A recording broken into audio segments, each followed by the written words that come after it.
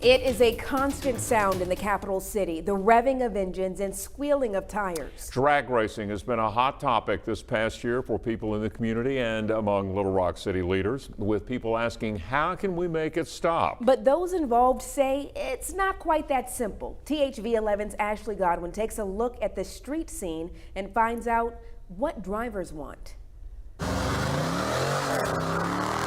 You always have your meet and greet where you find a location, everyone pull up to the parking lot, everyone show off the nice cars and stuff.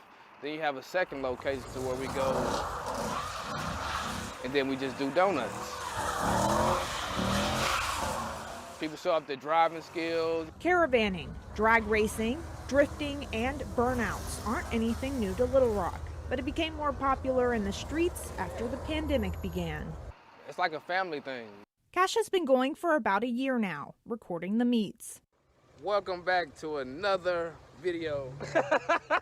We just built a bond to where we enjoy doing the same thing. He tells me they used to hang around the Little Rock airport, but the meets got bigger and police got ahead of the action. It got to the point where Little Rock Police Department and State Police, they would be there waiting for us to get there. And then once we get there, it's like, what we do now?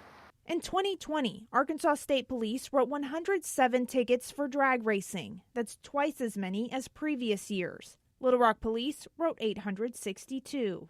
It was only a couple weeks ago that the city of Little Rock made drag racing and caravanning illegal within city limits.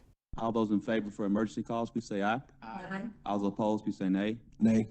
Nay. Ayes have it. So what that means is, like, police can write Yeah. citations specifically for that, as before they weren't able to. That ain't gonna stop nothing. Yeah, talk about that.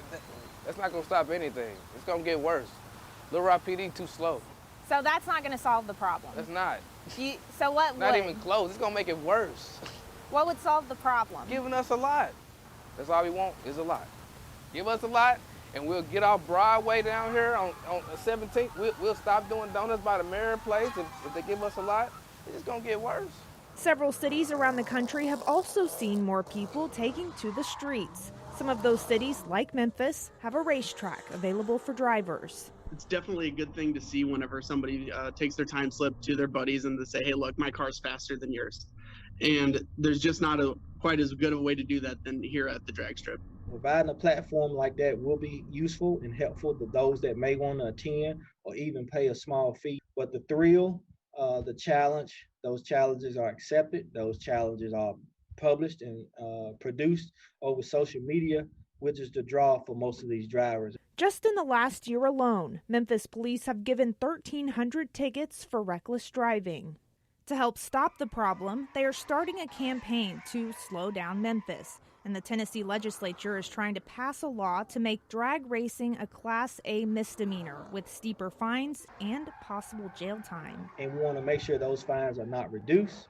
Those fines are not dismissed, but we are holding the right people accountable for those actions that are occurring out on the roadway. The city of Little Rock is not currently considering a drag racetrack. In a statement sent to us from the mayor's office, it's a safety risk and the city would need to discuss the idea of implementing that. If someone wanted a track or lot, they would need to voice that to the city directors. We've been using certain tactics and it seems like it's been helping in the last recent few weeks.